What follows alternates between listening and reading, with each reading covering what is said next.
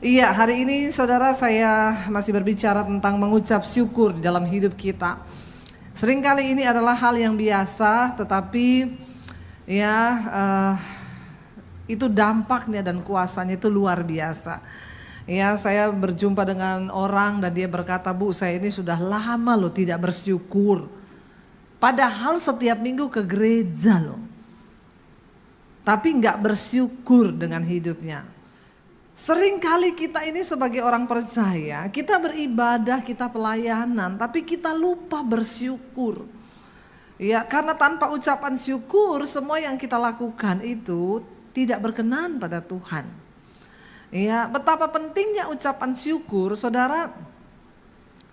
Bangsa Israel ketika mereka dibawa keluar dari perbudakan di Mesir, itu kalau mereka berjalan kaki itu kira-kira hanya 10 hari. Ya, siapa yang sudah pernah ke Israel, ya, coba jalan dari Mesir sampai ke tanah perjanjian. Itu kalau jalan kaki hanya 10 hari, seperti yang tercatat ketika saudara-saudara Yusuf itu dari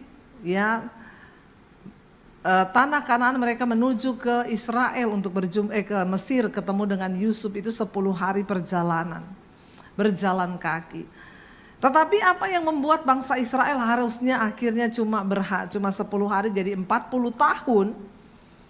Ya, karena mereka tidak pernah bersyukur. Akhirnya terputar-putar, setiap hari hanya bersungut. Kalau dalam hidup ini kita cuma kebanyakan bersungut, saudara. Karena mengucap syukur itu lawannya bersungut.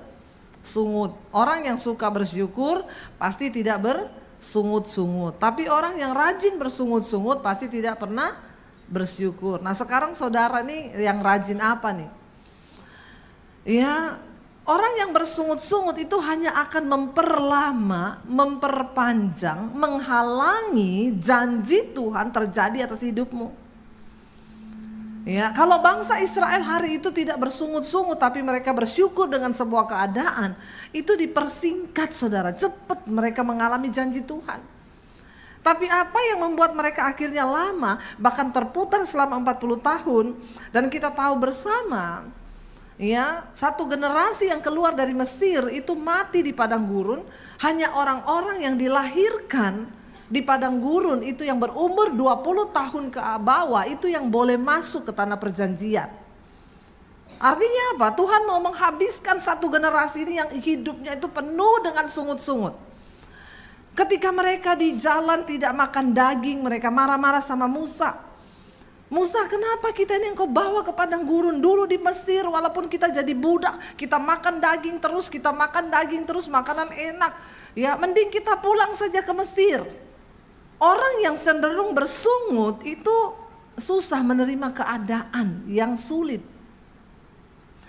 Tapi orang yang bersyukur, tadi pagi saya sampaikan, syukur bisa membuat kutuk diubah menjadi berkat. Yang pahit itu bisa menjadi manis. Dan dengan ucapan syukur engkau itu mempercepat proses hidupmu. Dan ucapan syukur itu mempercepat janji Tuhan terjadi dalam hidup kita. Karena cepat atau lambatnya proses itu tergantung dari responmu. Hanya yang lahir di situ, yang berumur 20 tahun ke bawah, itu yang boleh masuk loh ke tanah perjanjian. Saudara, bukankah hidup kita itu diumpamakan seperti bangsa Israel? Perjalanan mereka dari perbudakan menuju ke tanah perjanjian, itulah gambaran hidup kita orang percaya. Kalau kita ini cuma sibuk bersungut, tidak menerima keadaan, banyak hal yang terjadi tidak sesuai dengan yang kita mau.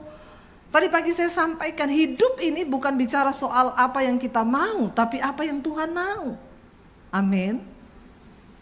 Ketika kita mencoba melakukan apa yang Tuhan mau, enak atau tidak, mau atau tidak, manis atau pahit, jalani itu, maka prosesmu cepat. Ya, tapi kalau kita marah dan bersungut-sungut tidak terima, ya engkau akan lama, saudara. Bangsa Israel itu gitu, setiap kali menghadapi masalah di padang gurun, mereka bersungut, marah sama Musa. Kami mau kembali aja ke Mesir. Bagi Tuhan, membawa bangsa ini keluar dari tanah perbudakan menuju tanah perjanjian itu cepat. Bagi Tuhan bisa lebih cepat. Tapi yang menjadi sulit adalah mengeluarkan Mesir dari otak dan perilakunya bangsa Israel, itu yang susah. Karena itu keputusan mereka. Makanya setiap kali ada masalah bersungut pengen balik ke Mesir. Setiap ada masalah pengen balik ke Mesir. Bapak Ibu, mari kita melakukan apa yang Tuhan mau untuk kita lakukan. Ya, bukan apa yang kita mau untuk kita lakukan. Sebab keberhasilan seorang percaya di dunia ini adalah ketika engkau mencapai apa yang Tuhan inginkan di dalam hidupmu, bukan apa yang kita inginkan di dalam hidup kita. Katakan amin. Sekalipun berat, kalau itu yang Tuhan inginkan, ya terima aja, mengucap syukur saja. Ya, karena segala sesuatu yang terjadi itu pasti mendatangkan kebaikan bagi hidup kita. Tadi pagi saya sampaikan, Yusuf kenapa dia bisa mengampuni keluarganya. Waktu mereka tahu Yusuf sudah jadi Perdana Menteri di Mesir, mereka takut, mereka berpikir kita pasti dibunuh sama Yusuf karena kita sudah membuang dia. Tapi Yusuf adalah seorang yang mengerti rencana Tuhan. Dia tahu kehendak Tuhan, dia bersyukur dengan segala yang terjadi.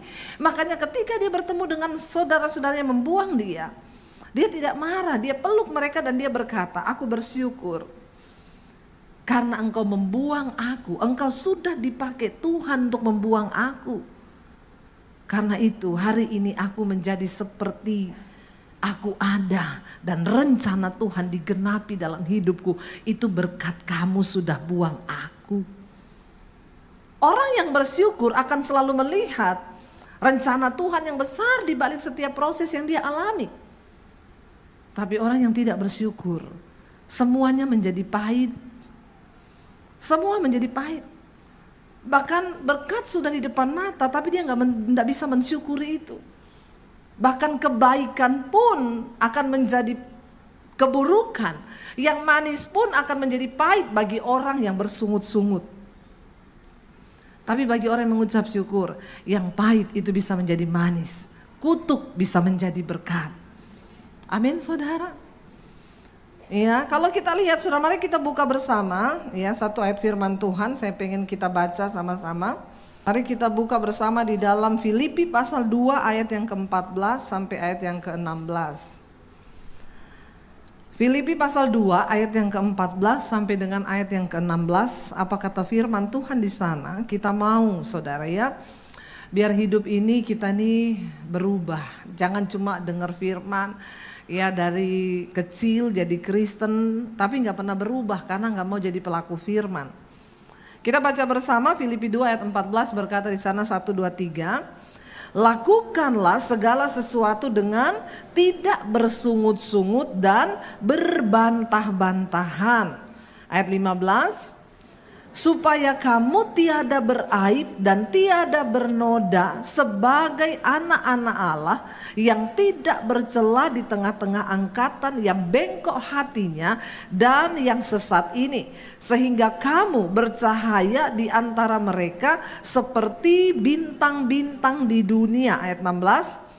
Sambil berpegang pada firman kehidupan, agar aku dapat bermegah pada hari Kristus, bahwa aku tidak percuma berlomba dan tidak percuma bersusah-susah. Rasul Paulus mengatakan kepada jemaat yang ada di Filipi, ya, dia bilang, lakukanlah segala sesuatu dengan tidak bersungut-sungut dan berbantah-bantah. Orang yang tidak bersyukur itu pasti banyak bersungut dan banyak berbantah. Ya, bahkan dia berbantah dengan Tuhan loh. Hati-hati. Kalau kita tidak bersyukur maka kita pasti akan bersungut. Ya, kita berdoa Bapak Ibu supaya hari-hari ini jangan itu suka berbantah-bantah. Kenapa kita bisa ribut suami istri? Karena tidak pernah bersyukur. Ya, kenapa kita tidak mengalami mujizat Tuhan? Karena nggak bersyukur. Kira-kira kalau kita bersungut, kita marah, kita berbantah-bantah, itu yang ada damai sejahtera atau apa saudara? Sementara Alkitab berkata, Roma 14 ayat 17, hal kerajaan sorga itu bukan soal makanan, minuman, Bukan soal harta, kekayaan, tapi soal kebenaran, damai sejahtera, dan sukacita. Nah kalau orang berbantah-bantah, bersungut-sungut itu ada damai sejahtera enggak? Enggak ada. Kebenaran apalagi sukacita? No. Berarti kerajaan sorga itu kebenaran, damai sejahtera, sukacita. Lawannya kerajaan sorga itu kerajaan setan, neraka. Itu artinya apa? Dosa, marah-marah, sungut-sungut, berantem itu. Jadi nggak usah bingung kalau saudara mau mengukur aku ini kira-kira berkenan sama Tuhan nggak ya? Kalau dalam hidupmu tiap hari yang banyak itu berantem, bersungut-sungut, Anda sudah dipastikan berada dalam kerajaan setan. Kerajaan Allah itu kebenaran, damai sejahtera, sukacita. Kita mau ukur nih, kita nih berada dalam kerajaan Allah atau kerajaan setan? Kalau kita hidup dalam kebenaran, ada damai sejahtera, ada sukacita, maka hidupmu itu berarti aman. Engkau ada dalam perkenanan Tuhan. Di rumah, di pekerjaan, dimanapun ada kebenaran, damai sejahtera, sukacita, aman. Tuhan besertamu. Tapi walaupun engkau pelayanan, pendeta sekalipun, kalau tiap hari yang ada itu dosa, marah-marah, ya tidak damai, tidak sukacita, berantem, berbantah-bantah, bersungut-sungut, sudah dipastikan bahwa hidupmu itu dalam kerajaan setan. Walaupun, tapi saya Kristen loh Bu, saya pelayanan. Enggak peduli, engkau miliknya setan, bukan miliknya Tuhan. Enggak usah tanya pendeta lagi. Karena itu Alkitab yang ngomong. Nah waktu itu saya marah-marah, saya sungut-sungut, saya bilang balikin uang saya ya. Tiap hari saya darah tinggi saudara. Nah kalau kita marah, berbantah-bantah, bersungut-sungut, kira-kira bisa doa enggak? Enggak bisa, nyanyi aja enggak bisa saudara. Ya mau nyanyi aja mulut ini berat. Akhirnya darah tinggi, ya marah-marah, badan sakit semua. Hormon kortisol naik, darah mengental, bahkan jadi hitam tuh darah. Coba kalau saudara lagi stres, periksa ambil darah, darahmu hitam, kental. Bentar lagi diabetes, serangan jantung. Ini kok khotbahnya nggak enak banget ya. Ya nggak apa-apa, kita ngomong nggak enak aja ya, biar kita nih tobat. Diomongin nggak enak aja pada nggak tobat, apalagi yang enak-enak terus saudara. Ya jadi saya itu damai sejahtera hilang. Satu saat tuh saya ditegur sama Roh Kudus loh, kamu itu loh hamba Tuhan. Tiap hari bersungut-sungut, berbantah-bantah gara-gara uang 300 juta.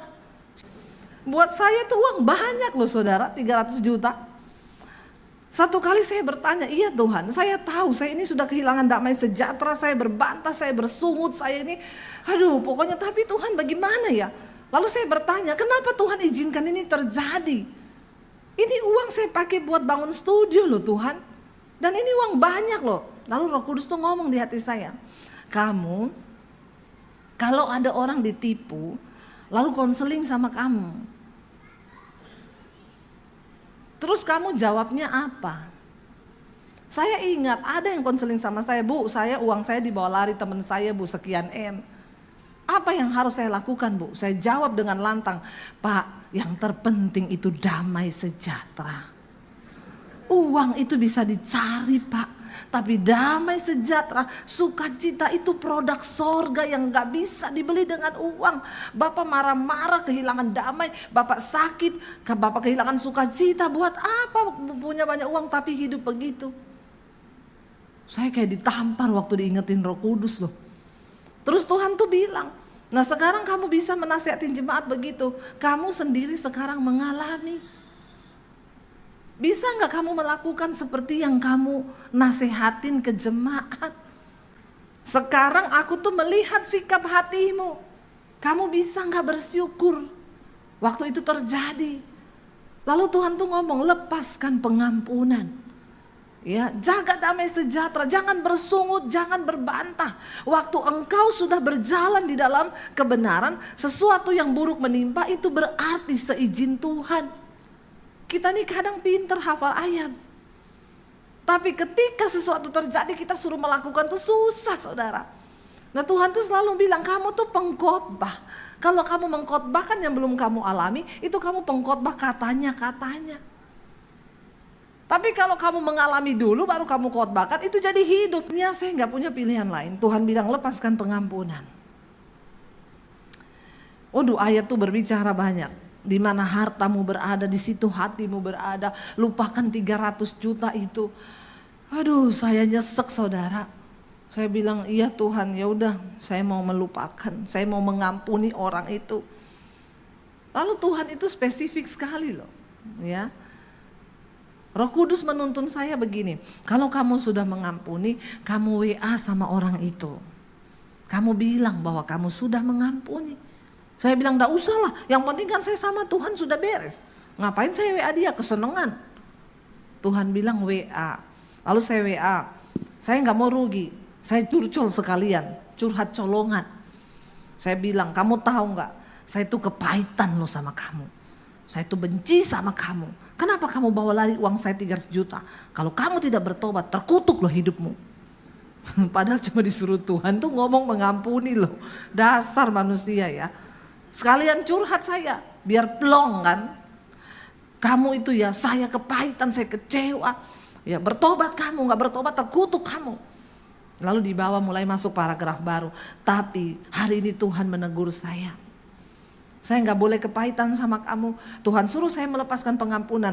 Jadi hari ini saya lepaskan pengampunan kepada kamu. Saya gak akan marah sama kamu. Saya gak akan tuntut lagi kamu. Saya lepaskan pengampunan. Terus Tuhan tuh ngomong, tulis lagi di bawah, mulai sekarang saya gak akan tanya perihal uang itu. Kalau itu tunggu dulu Tuhan. Lumayan loh 300 juta walaupun dia cicil-cicil kan. Tuhan ngomong, enggak, itu berarti kamu belum 100%. Tulis di bawah, dan mulai sekarang saya tidak akan tanya lagi perihal uang 300 juta itu. Saya enggak mau tulis saudara. Enggak, sayang, rugi, begini, begitu. Tuhan tuh bilang tulis. Melakukan firman itu tidak semudah waktu kita ngomong. Saya tarik napas panjang loh. 300 juta. Aku lupakan. Tapi Tuhan tahu kalau saya nggak nulis gitu kan nanti saya terus bersungut kan. Jadi perkara terus kan. Balikin gak? Lah ngomong mengampuni. Tapi balikin gak? Panjang lagi prosesnya. Akhirnya saya mau taat sama Tuhan. Saya tulis. Dan mulai sekarang, tangan saya bergetar. Bergetar saudara, melakukan firman Tuhan itu tidak enak dan tidak mudah. Kenapa? Ada daging yang tercabik, ada daging yang tersalib di situ. Saya bilang mulai sekarang, saya tidak akan tanya uang itu. Terserah. Kalau kamu kembalikan silakan, kalau enggak juga saya sudah melupakan. Saya kirim saudara. Besok iblis bilang, tanya mana uangnya.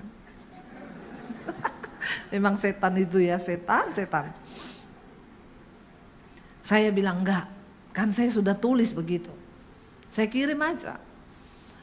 Sehari-harinya saya mencoba berdamai dengan hati dan diri saya. Setidaknya sama dia sudah putus hubungan nih. Karena sudah saya akhiri lewat WA itu. Saya harus komitmen dengan omongan saya. Dengan dia sudah tidak ada hubungan. Sudah putus, gak lagi saya tagih, gak lagi saya marahin. Tinggal dengan diri saya sendiri nih. Saya harus beres di hadapan Tuhan. Setiap hari saya berdoa, Tuhan aku mau taat sama Engkau. Dan aku percaya kalau aku mau taat Tuhan pasti buka jalan. Waktu itu saya ini lagi inden mobil saudara, harganya 300 lebih. Ya kita sudah DP 10 juta, masih nunggu mobilnya. Tiba-tiba seminggu kemudian setelah saya lepaskan pengampunan, saya bersyukur buat semua yang terjadi. Tuhan aku bersyukur atas semua yang terjadi. Tiba-tiba ada orang WA saya, Ibu Debbie, Shalom, maaf ya Bu, Ibu jangan tersinggung. Kenapa? Saya disuruh Tuhan belikan Ibu mobil. Dan itu saya gak cerita kemana-mana, saya ditipu tuh saya belum cerita, gak ada yang tahu. Itu minta maaf loh, Bu Debbie maaf. Biasanya orang kalau maaf gitu mau pinjam duit ya toh? Atau meminta didoakan. Itu enggak, Ibu, maaf ya Bu, kenapa? Saya disuruh Tuhan, Ibu jangan tersinggung. Saya disuruh Tuhan beliin Ibu mobil. Itu padahal kan saya harus masih bayar 300 juta. Saat itu lunas, bahkan mobilnya lebih mahal dari yang kami harapkan. Itu Tuhan. Ini bukan dongeng, ini terjadi. Saudara percaya atau tidak terserah. Saudara lihat cara kerja Tuhan. Kalau saya bersungut terus dan menuntut orang itu balikin uang saya yang 300 juta. Saya yakin saya tidak akan melihat mujizat itu. Ketaatan. Kenapa bangsa Israel Tuhan terus berbicara taat. Taat, dengar perintah Tuhan. Jangan bersungut, jangan saling menyalahkan, tidak usah berbantah, dengar perintah Tuhan. Saudara tahu 40 tahun bangsa Israel berputar di padang gurun itu bukan 40 tahun setelah mereka keluar terus 40 tahun terputar-putar, enggak. Ya, mereka berjalan sudah mendekati tanah Kanaan, besok itu sudah mau masuk, Lalu Musa mengirim 12 orang pengintai. 10 orang membawa kabar busuk, kata firman Tuhan. Yosua dan Kaleb membawa kabar baik. Memang negeri itu bagus. Anggurnya 1 tandan dipikul 2 orang. Gede-gede, delimanya besar. Tapi jangan mimpi, mati kita masuk ke sana. Kita ini cuma seperti belalang di mata mereka. Ini Musa ngapain sih dia bawa-bawa kita ke sini? Dan hari itu juga bangsa itu yang 10 orang mempengaruhi yang lain dan berkata, kita turunkan Musa, kita angkat pemimpin baru dan kita balik lagi ke Mesir. Karena percuma kita masuk ke sana, mati kita semua. Mereka berbantah mau melempari Musa dengan batu, mau melempari Yosua dan Kaleb dengan batu. Tapi tiba-tiba kemuliaan Tuhan turun dan bangsa itu gemetar. Dan hari itu akhirnya mereka diam dari sungut-sungut. Tinggal 1 hari besok mau masuk ke tanah perjanjian. Mereka bersungut, mereka berbantah, mereka marah. Tuhan ngomong, mulai hari ini kamu akan berputar selama 40 tahun di padang gurun. Jadi itu loh peristiwa mereka berputar itu setelah tinggal sehari mau masuk. Tinggal sehari, bukan keluar tuh langsung 40 tahun putar-putar, enggak. Dan Tuhan berkata generasi pertama semua harus mati di padang gurun. Hanya yang lahir 20 tahun ke bawah itu yang akan masuk. Jadi mereka 40 tahun itu masih jauh. Mereka berjalan 20 tahun kemudian di padang gurun baru melahirkan anak. Nah, anak-anak yang dilahirkan di dalam ajaran Musa, ketaatan itu yang dipilih Tuhan masuk. Dan hanya Yosua dan Kaleb yang melihat tanah itu dari generasi yang tersisa. Saudara, jangan engkau bersungut dan jangan engkau berbantah. Memperlama proses Tuhan di hidupmu. Amin. Saya lepaskan pengampunan. Kalau saya mempertahankan di hati Tuhan, uang 300 juta loh. Enak aja suruh mengampuni. Enak aja suruh melepaskan pengampunan. Makanya jangan taruh uang di hatimu. Kenapa orang tidak bisa mengampuni, apalagi tidak bisa mengucap syukur dalam masalah uang? Karena uang engkau taruh di hati. Itu yang menyebabkan engkau tidak bisa taat kepada firman Tuhan. Sama Tuhan disuruh menabur, ya enak aja tabur. Jadi kaya nanti itu gereja. Jangan engkau bersungut-sungut. Dan paling banyak orang bersungut itu dalam hal uang. Kelihatan tuh di situ. Kalau ada uang, sukacita dia. Nanti kalau uangnya mulai menipis, apalagi tanggal jatuh tempo mendekat. Ya, 2 hal yang membuat jantung berpacu dengan cepat, jatuh cinta dan jatuh tempo. Itu hati-hati saudara. Mari kita menjadi orang Kristen yang berkenan di mata Tuhan. Jangan sampai uang menjadi raja di hidupmu, engkau taruh di hatimu, itu yang akan membuat berat. Engkau menjadi pelaku firman. Bagi saya 300 juta berat untuk saya lepaskan hak. Tapi waktu kita taat, kita lepaskan tuh, saya ini bukan cerita dongeng loh. Ini terjadi di dalam hidup saya. Ini terjadi. Ya, ketika kita ini jujur di hadapan Tuhan, ketika kita ini mau taat. Alkitab berkata hari ini firman Tuhan bilang, lakukanlah segala sesuatu dengan tidak bersungut-sungut dan berbantah-bantahan. Suami istri, engkau yang tiap hari ini bersungut-sungut, berbantah-bantahan, bertobat ya. Jangan ada kepahitan di antara kita. Bagaimana Tuhan mau memberkati? Ya, hidup aja ribut, berantem. Ke gereja loh, ke gereja bareng nih nggak mau lihat-lihatan. Saya bisa lihat dari sini nih suami istri yang nggak mau lihat-lihatan. Bertobat ya. Saya ngomong serius. Tadi dari rumah, di mobil, udah berantem hebat. Mau dekat gereja. Shh.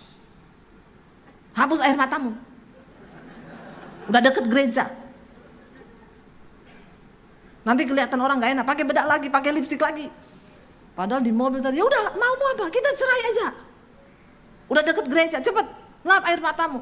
Lap, pakai lipstik lagi, turun sampai di gereja, disalami, shalom, apa kabar? Luar biasa.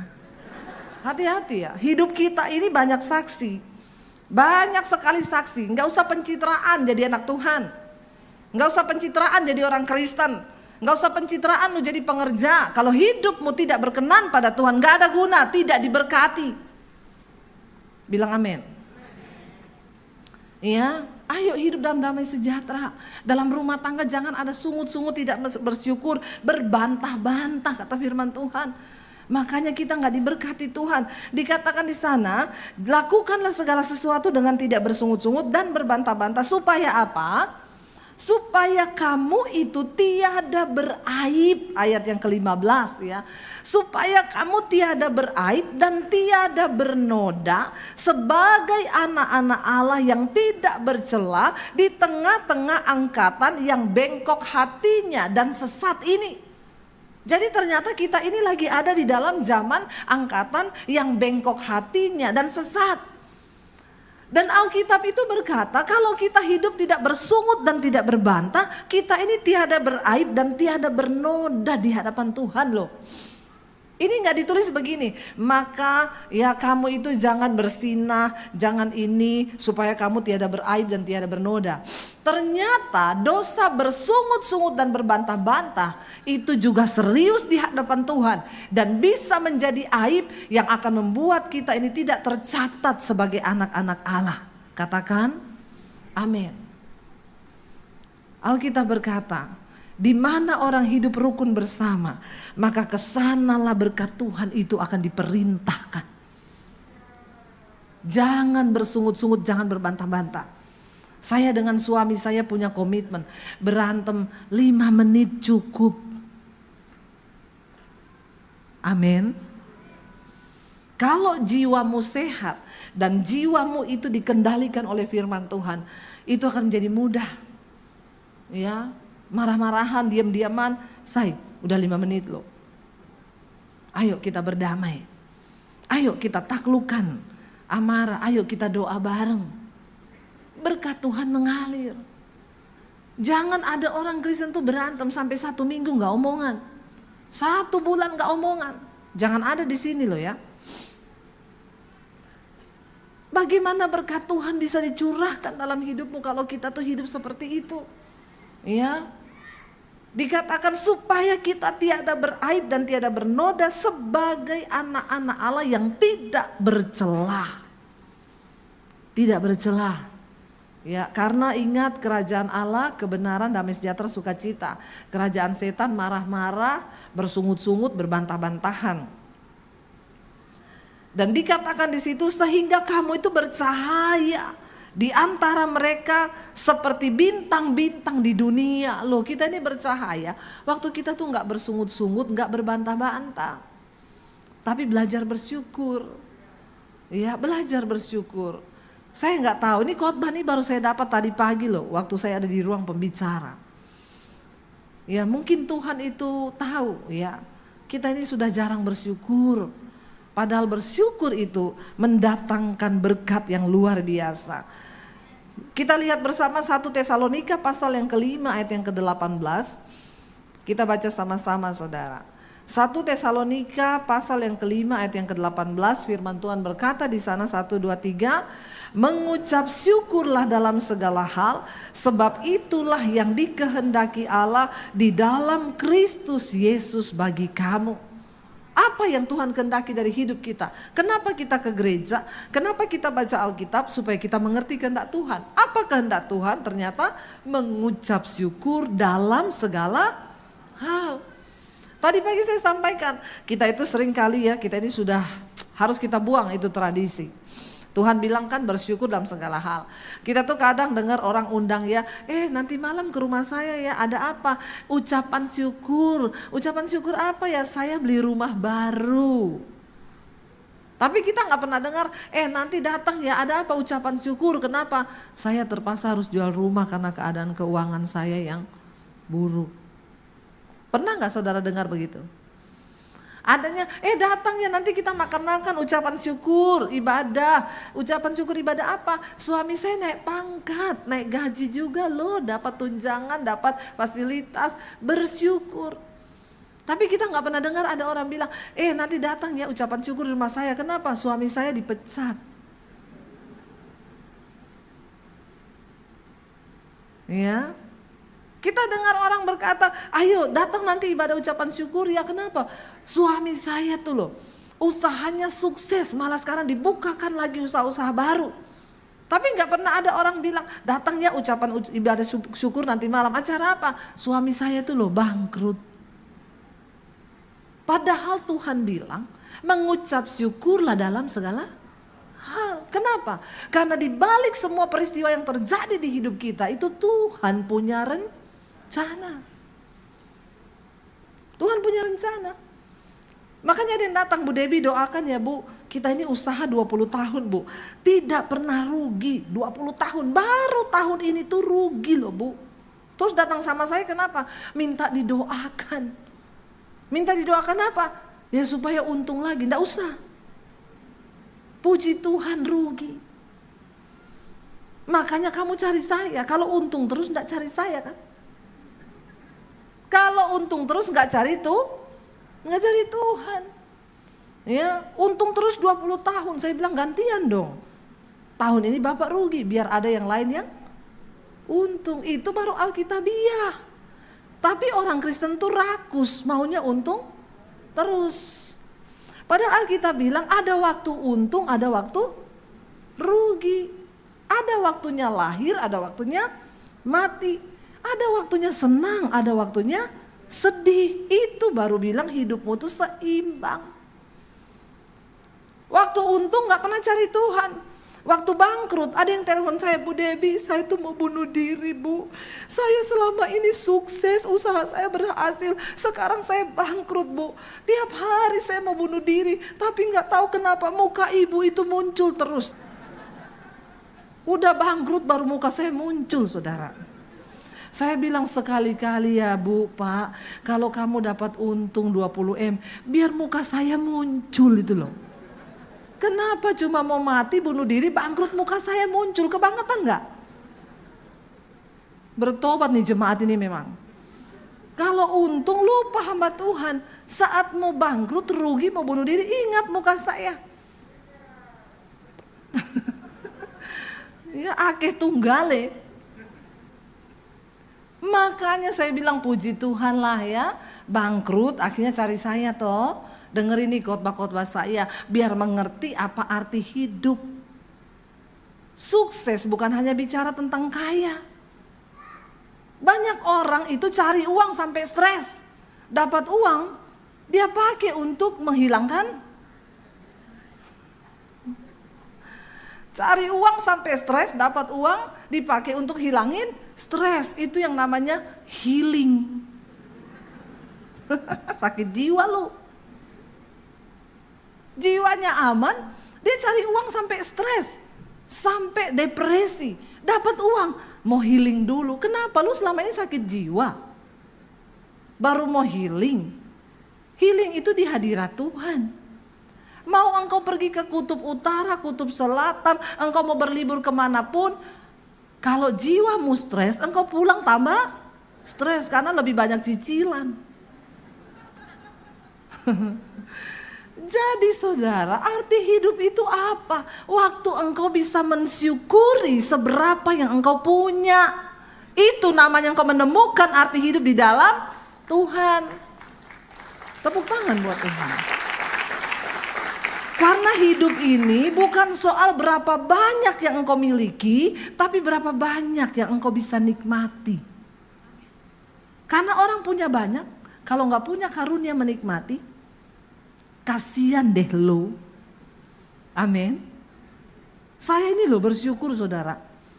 Ya, nggak punya banyak saudara. Saya nggak punya private jet. Saya di Amerika loh naik private jet. Yang lebih luar biasa nggak keluar duit, lebih dari pemenang. Ya nggak saudara? No iya. Tuhan berikan kepada orang-orang yang dikenannya, kita dapat karunia menikmati. Makanya Alkitab bilang, ada satu hal yang aku lihat di bawah kolong langit ini, ada orang itu dia bisa berusaha cari uang. Dia dapat banyak uang, miliki banyak harta, tapi dia tidak diberi kuasa untuk menikmati semua yang dia miliki. Makanya untuk bisa cari karunia menikmati, dia healing, pergi kemana-mana. Dia pikir itu bisa menikmati, ternyata juga enggak. Karena karunia untuk menikmati diberikan kepada orang-orang yang rajin bersyukur. Walaupun engkau dapat sedikit, engkau syukuri, itu loh healing, itu loh menikmati.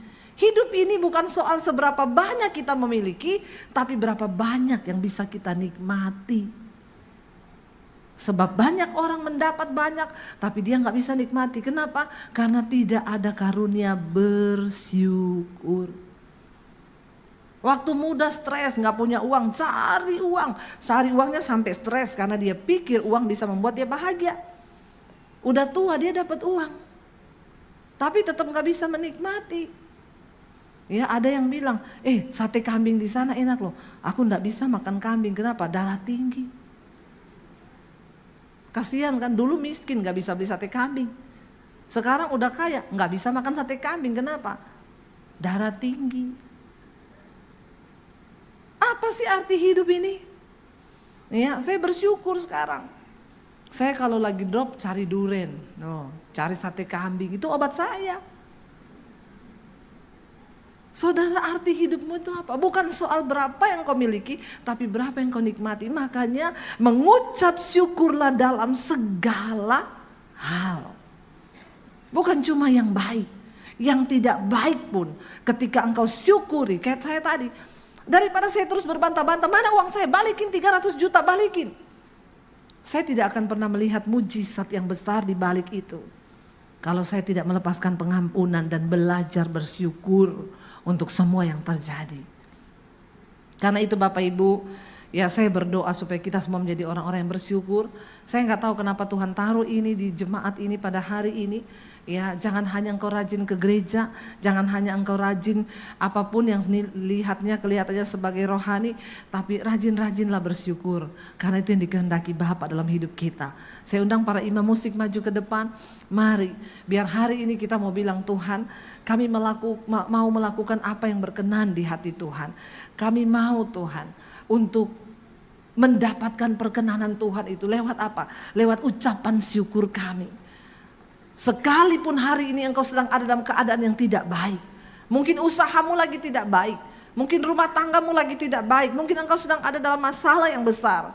Waktu engkau mengangkat tangan dan berkata, ku mau selalu bersyukur Tuhan. Kami mau selalu bersyukur.